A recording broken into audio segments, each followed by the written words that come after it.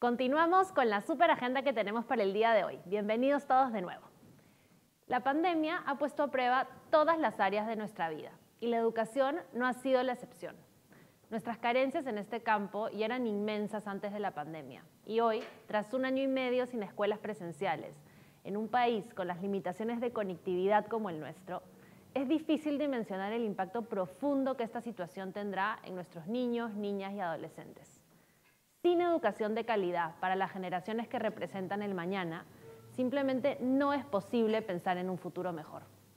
Para mí, personalmente, este es posiblemente nuestro reto más grande por delante, pues no podemos seguir fallándole de esta manera a nuestros niños y niñas, especialmente aquellos que ya están en una situación de vulnerabilidad que limita su potencial a futuro. Para abordar este reto, en este bloque, presentado por Movistar, hablaremos precisamente sobre cómo la educación es hoy, más que nunca antes, un desafío compartido de todos. Es un placer presentar a Mario Coronado, director de Asuntos Públicos de Telefónica Hispanoamérica, y a Lea Sulmont, vicerrectora de la Universidad Privada Peruano-Alemana. Mario, vamos contigo.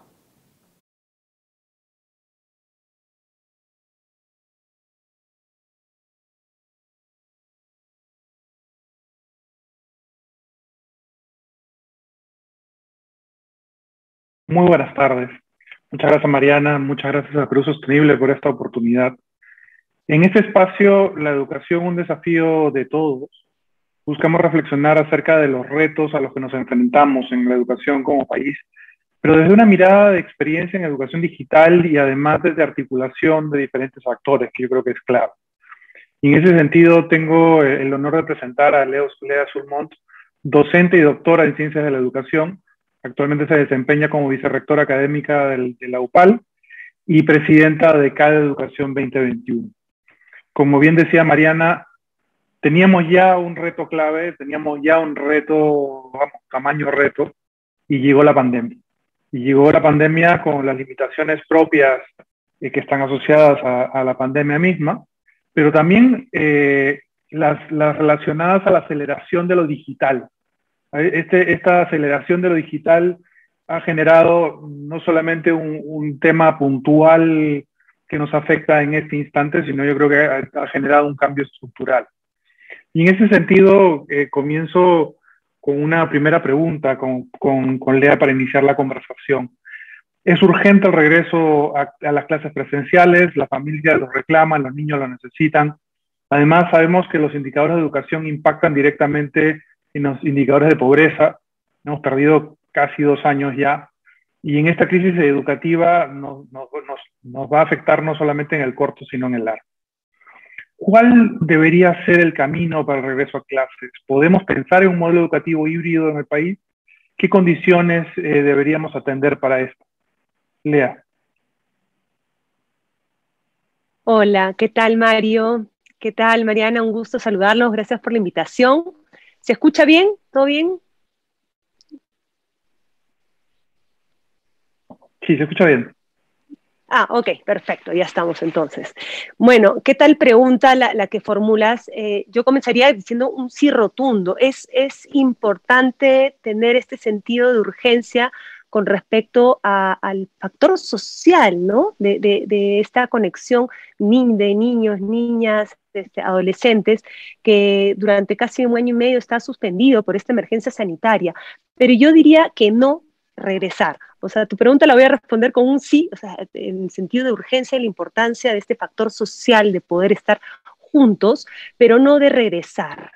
Porque regresar significa que añoro algo y ese algo no era tan bueno. Yo diría más bien que esta es la oportunidad para repensar y rediseñar modelos de educación que respondan a las necesidades de cada contexto. Y ahí el componente digital permite justamente el rediseño de propuestas híbridas, de dispositivos de formación, ¿sí? Diferenciados, para que puedan responder a las condiciones tan diversas de nuestro país. Entonces, creo que sí hay que ensayar, lo que no podemos es quedarnos en una parálisis por análisis, cuando todos los otros países han ensayado y han tenido idas y retrocesos, pero creo que ese ensayar, ese probar, muestra también nuestro compromiso y sentido de urgencia con el tema educativo, ¿no? Actualmente, por ejemplo, estoy en una zona de Chachapoyas, en Cocachimba, un pueblo con 300 personas, chiquitito. Los niños perfectamente podrían estar juntos nuevamente compartiendo espacios, ¿sí? Con los aforos limitados, etcétera, pero no hay este sentido de reactivación todavía, y creo que hay una necesidad. Los niños están jugando acá en la cancha, ¿sí? Y en la cancha que han podido improvisar, pero los centros deportivos están cerrados. Es increíble esto lo que está pasando. Entonces, creo que hay que explorar nuevas estrategias. Hay retornos, digamos, a estar juntos que son posibles. Hay que aprovechar los espacios públicos, hay que aprovechar las redes, hay que aprovechar esta oportunidad que es única, como decía Mariana, ¿no? Para realmente trabajar en este legado que es la educación. Entonces, mi respuesta de las clases presenciales, hay un sí, pero hay un no, de no regresar a lo mismo, ¿no? De hacerlo mejor, de hacerlo más flexible, de hacerlo más adaptado a las condiciones de cada lugar. Me gusta mucho eso de no regresar, sino ir hacia un modelo mejor. Y claro, no podemos regresar al mismo punto en que comenzamos. Acá hay un cambio estructural que nos afecta a todos, ¿no? Pero en esa línea, para hacerlo posible, ¿cómo funciona esto de las competencias TIC en este contexto pandémico?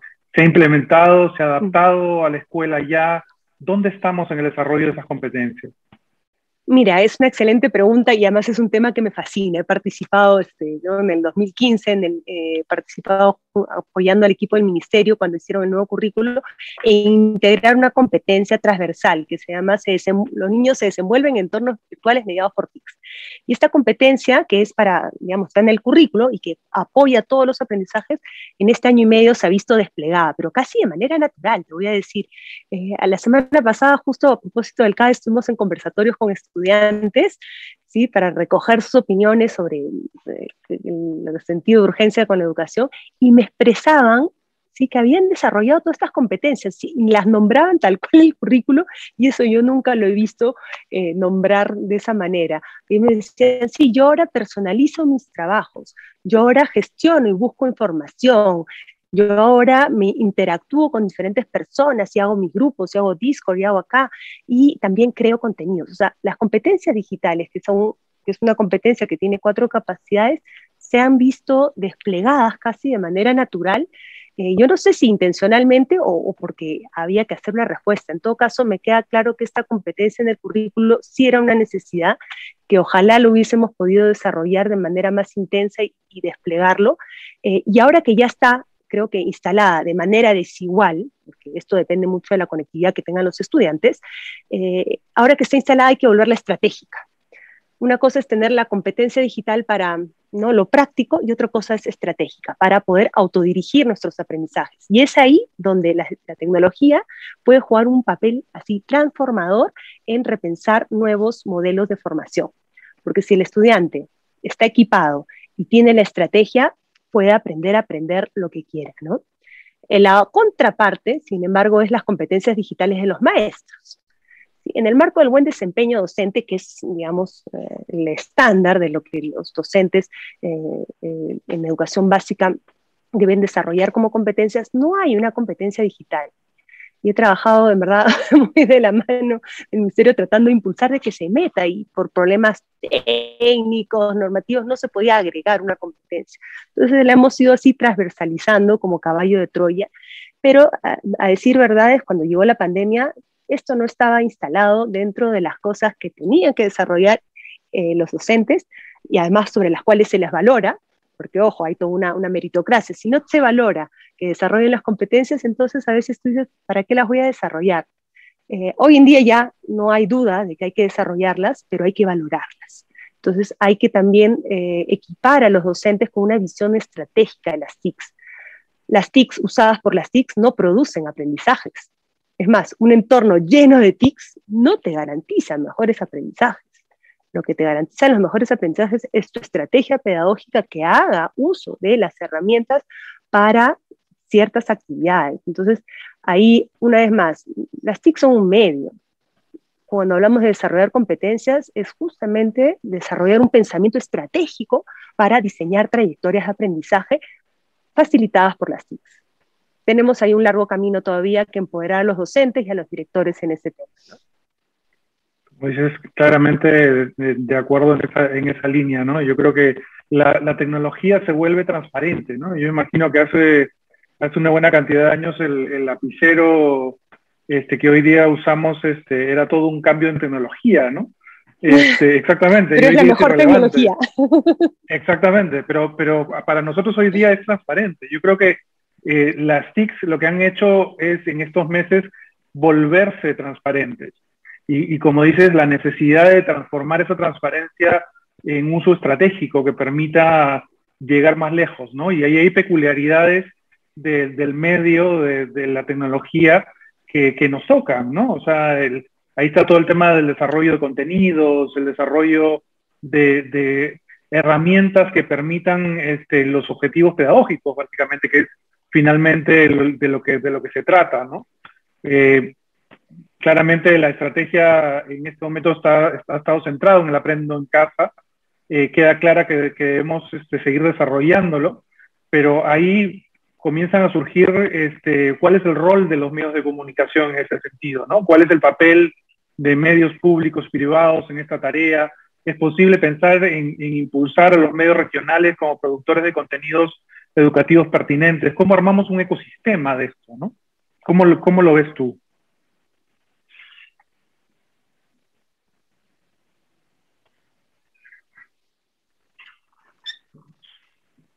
¿Ya? Te perdí un poco no sé si se me escucha. Ahora sí, te perdimos por unos minutos. ¿Estás ahí?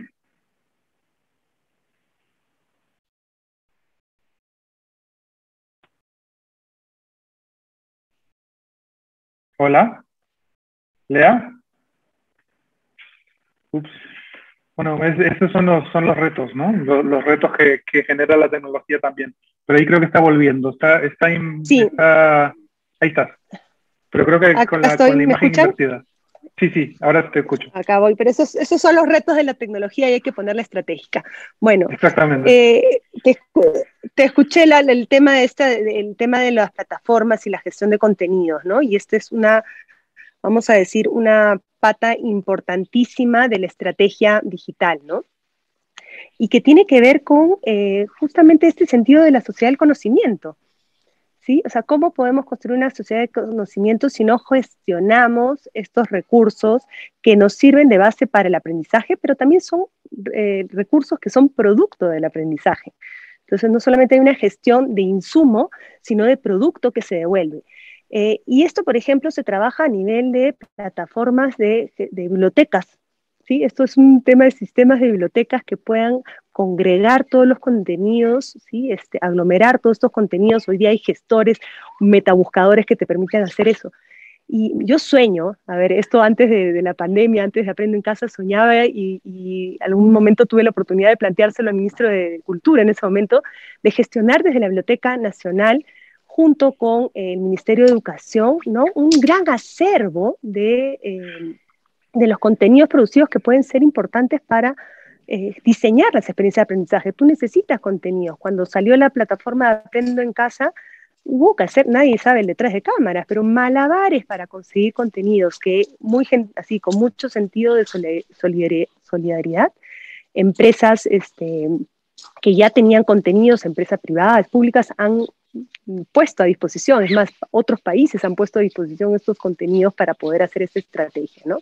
Entonces, creo que hay que sumar contenidos, pero sumarlos desde una política de agrupamiento estratégico para poder consumirlos desde ahí.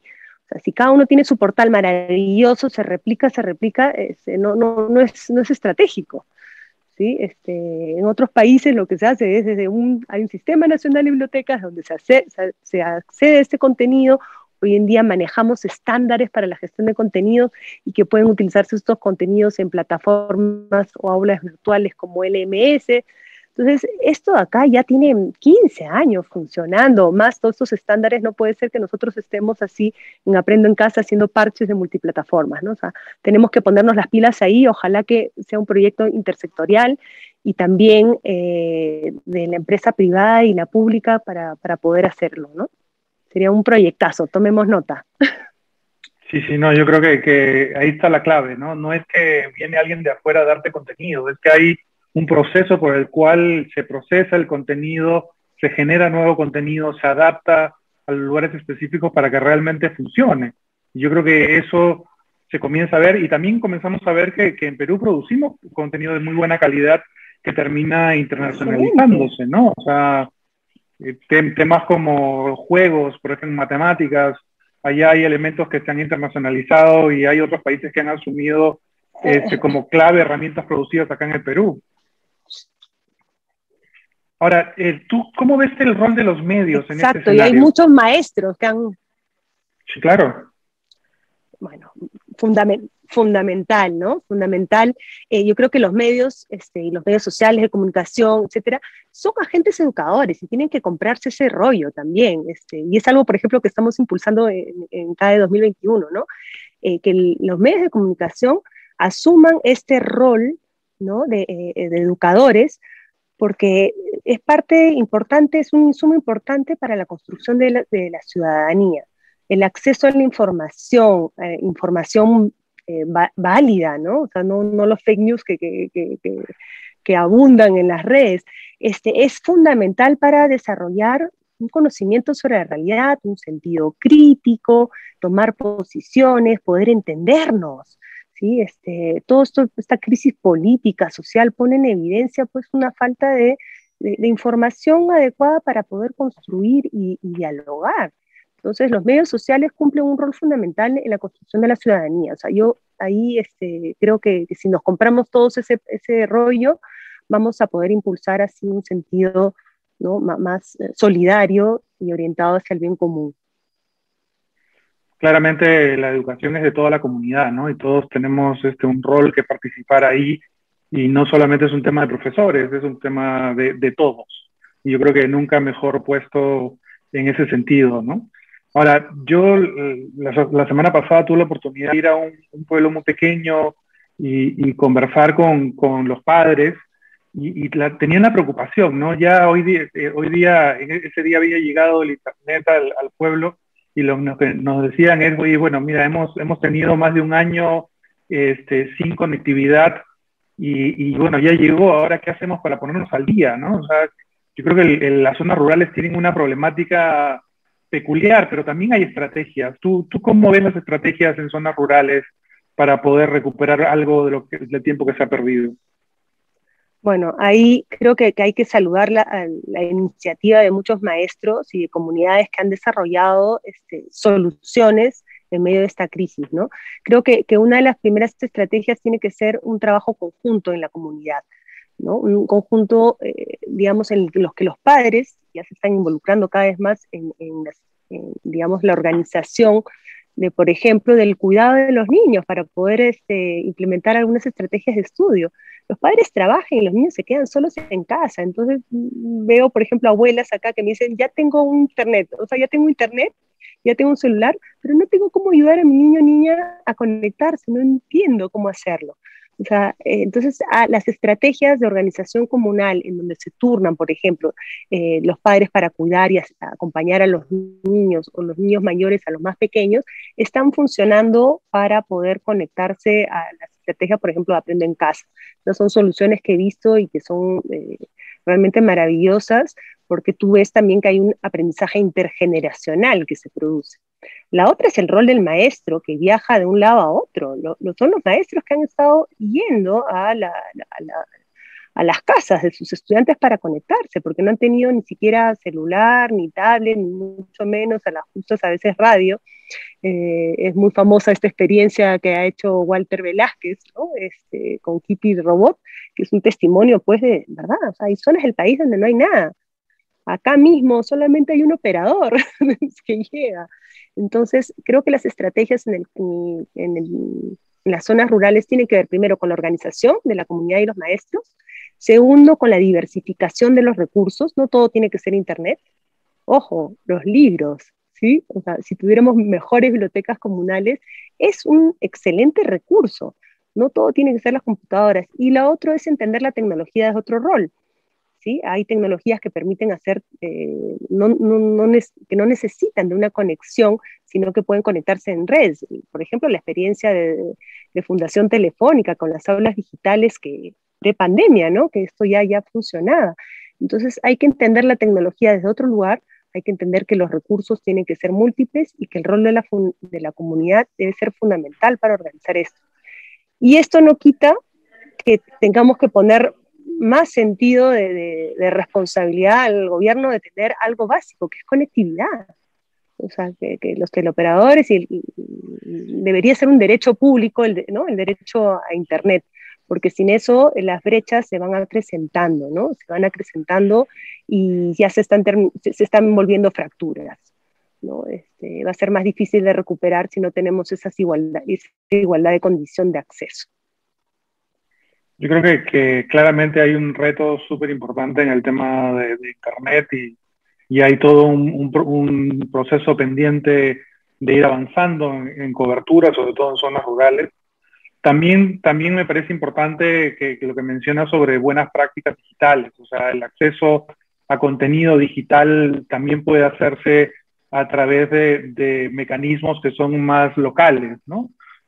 Ya hay varias experiencias en ese sentido que permiten llegar ahí, pero en el fondo sí, en el fondo nos falta mucho desde todas las perspectivas, ¿no? Y ahí en temas rurales también. En este contexto nacional en que nos encontramos es también muy importante el tema de fortalecer valores, formación ciudadana, algo que se ha puesto muy, vamos, énfasis reciente, digamos, ¿no? Pero no sé si realmente tenemos una línea de trabajo en los últimos años. ¿Tú cómo ves que la tecnología contribuya en este sentido de transformación? Bueno, la tecnología lo que va a hacer finalmente es amplificar las prácticas, las buenas o las malas. La tecnología en sí no hace nada, pero si yo tengo una política, por ejemplo, de acceso a todos, Internet, garantizo conectividad mínima en espacios públicos, lo que yo voy a hacer es trabajar en un sentido de justicia. ¿Sí? Entonces ahí el valor de la justicia, el valor de poder todos tener el derecho a acceder a algo, es un valor importante, pero hay que instalarlo. Entonces, si la tecnología solamente es usada, ¿sí?, de manera segmentada y no todos tenemos derecho a eso, entonces lo que va a crear es más inequidad, ¿no?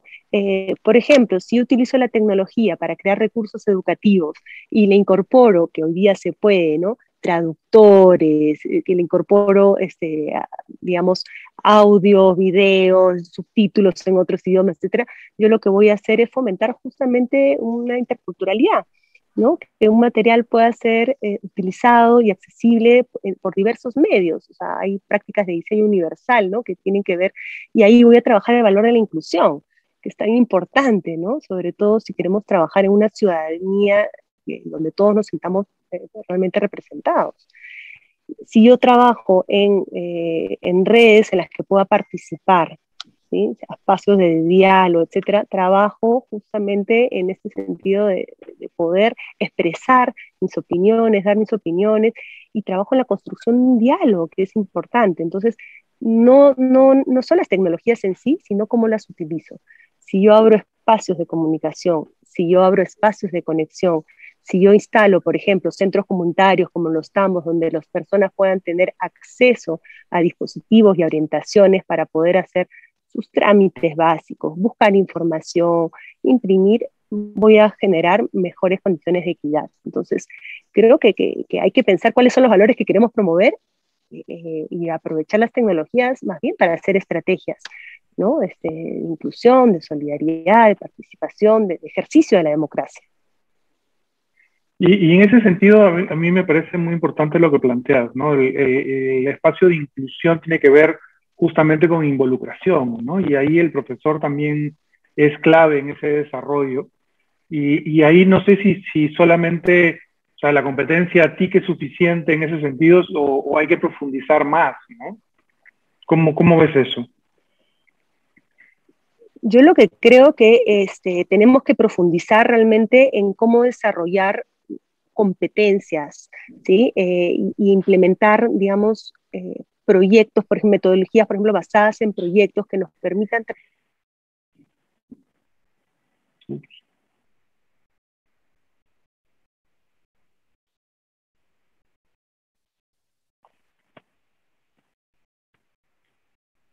Hemos tenido una pequeña interrupción, imagino que ahora vuelve Lea. Y claramente el tema del trabajo de proyectos en ese sentido es clave porque vuelve real el aprendizaje, ¿no? Y creo que es justamente la manera de tangibilizar las conversaciones con el maestro, con el chico, con el alumno que necesita tener una mirada más amplia, una mirada más de todo el entorno, ¿no?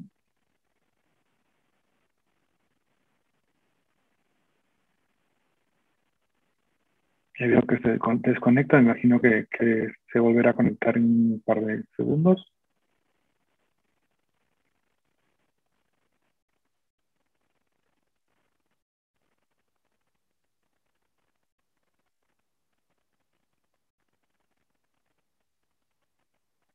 Bueno, mientras se va conectando, yo creo que voy recogiendo algunas de las cosas que se han comentado, ¿no? Creo que comenzamos planteando el hecho de que no es un regreso a clases, sino que es un proceso de transformación a un nuevo modelo y tenemos la oportunidad de construir mejor.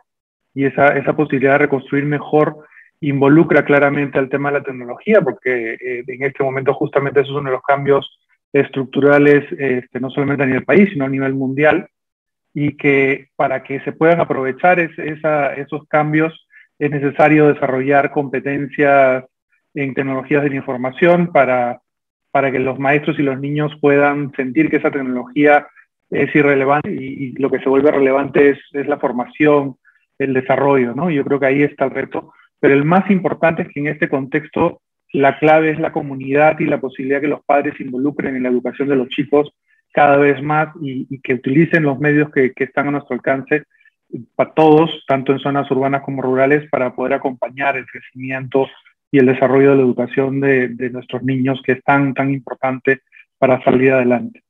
Y en ese sentido, nada, muchísimas gracias por la oportunidad, muchísimas gracias a Lea, que ha tenido las dificultades de comunicación propias de los espacios rurales en este momento en nuestro país. Ahí tenemos que seguir trabajando todos para que pueda llegar a todos el Internet, pero sobre todo la educación. Muchísimas gracias, muy buenas tardes. Muchas gracias, Mario. Gracias, Lea. Creo que no es casualidad que este problema de conectividad llega justo cuando Lea está en una zona rural del país, como bien decía Mario, ¿no? Y creo que es un reflejo de lo que ha sido este año y medio de estudios a distancia con la situación que tenemos en nuestro país para millones de niños y niñas. Así que creo que en sintonía con el panel solo me queda reforzar el sentido de urgencia que tenemos para seguir adelante con un retorno que sea progresivo, que sea seguro, que sea flexible y voluntario, pero que nos permita realmente retomar el rumbo y también, como se ha discutido en la conversación, no solo volver a lo que teníamos antes, sino realmente aprovechar esta crisis y dar un salto cualitativo para poder construir el tipo de educación que nuestros niños y niñas merecen. Y con eso, ahora sí pasamos a la última presentación antes del almuerzo, que viene gracias al Programa de las Naciones Unidas para el Desarrollo. Aprovecho además para recordarles que en la plataforma tenemos información muy valiosa para todos y todas. Van a poder ver la agenda de cada día, la zona de aliados y la información relacionada a los 17 Objetivos de Desarrollo Sostenible en la zona de la Expo. Así que disfruten su almuerzo y nos vemos más tarde.